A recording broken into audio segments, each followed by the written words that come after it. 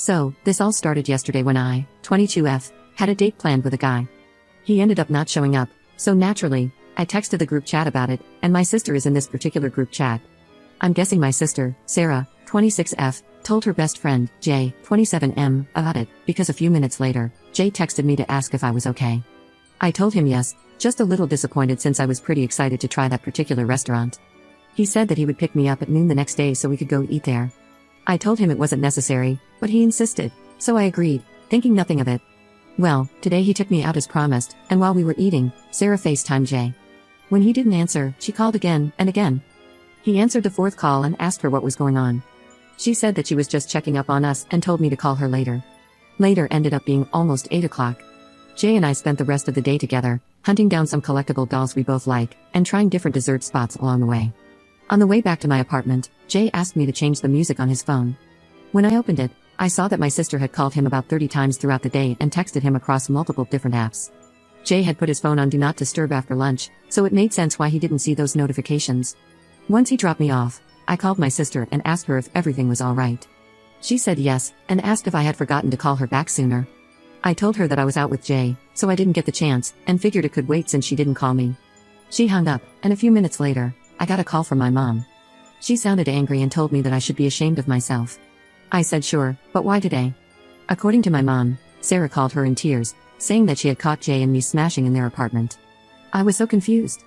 I told my mom that I did not, in fact, smash with Jay, and that I didn't even know they lived together. I asked her to give me a minute, and I called Jay, but he didn't answer. So now I am here, lying on my floor, wondering what the hell is going on, and putting off another conversation with my mom. Update 1. I wanted to clear up some confusion before the update. In my original post, when my mom told me that Sarah and Jay shared an apartment, I said, I didn't even know they lived together. Those were my exact words to her because, last I knew, Sarah had a roommate and Jay lived alone. I was right, that's still the case. Sorry I wasn't clear about that, I'm bad at expressing myself sometimes. Another thing is people were wondering how Jay found out about my date, or lack thereof, and according to him, he was hanging out with a few of his friends, including my sister, and she told him about it in a joking way. Another point is that some people are asking why I went out with Jay if I knew my sister liked him. I didn't know.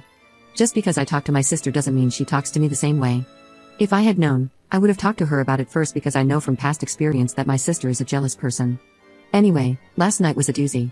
Jay called me back and said he was going to stay at a friend's place because he would feel safer with company. I asked him if there had ever been anything romantic between him and my sister. He said the only thing was that he kissed her at a New Year's party at midnight because she was feeling left out. Obviously, I can't confirm if that really is the only thing. He also said that he had never even talked about moving in with Sarah, so he doesn't know why she would say they were living together. After I spoke with Jay, I called my mom again. She still sounded pissed, but this time I could hear my sister crying in the background, and my dad yelling to get our asses over there. Our being Jay and me, presumably. Well, as I told my mother earlier, I didn't have Jay's ass, and I don't like to drive at night, so I told them I would go the next morning. That also gave me time to gather any evidence I could to prove my innocence. Jay even sent me a copy of his lease to prove that he and Sarah do not live together. I went to my parents alone because Jay has a job. As soon as I arrived, my parents started yelling at me. Just the usual stuff, that I was disrespectful, but they never expected this from me. How dare you do this to your own sister? You know she already has a hard time, why make her life harder? My dad even called me a whore. That was fun. I kind of just sat there and did the math on how much faster I would be able to finish my grad program and flee the country, or at least the state. I wasn't very tuned in until my mom told me that if Sarah lost her job because of me, I would need to financially support her until she found another one. That's when I snapped and told them that if they thought I was going to do that, then they were as delusional as my sister. Missing one day of work because of a tantrum over something that didn't even happen was not going to get her fired. My dad said that Sarah had been missing work to make sure that Jay wasn't leaving work early to go see me. I found out my sister also told them that Jay was missing a lot of work, so he wasn't taking enough home for their bills. They had been sending her rent money for months. I told them it wasn't true, and showed them the lease Jay sent, which clearly states when the lease started and when it ends. It also had his address, which is not the same as Sarah's. My mom brought Sarah out of her room, where she had apparently been this entire time, and told her to explain herself. Sarah said that Jay probably got that other apartment so he could be closer to me when he went on supposed business trips. First of all, Jay is a software developer, I don't know what business trips he would go on. Second, it was a nice way to find out that my sister doesn't even know where I live, because Jay's apartment is almost an hour away from mine. I showed my parents that on Google Maps, and they finally started to believe me. Sarah started crying and calling me a liar. My dad told me that even if what I said was true, I shouldn't have been so hard on Sarah, and that is her sister. I should be helping her when she's having a rough time like this. I told him I wasn't a therapist, but if she ever decided to get help, I would pitch in. I left after that.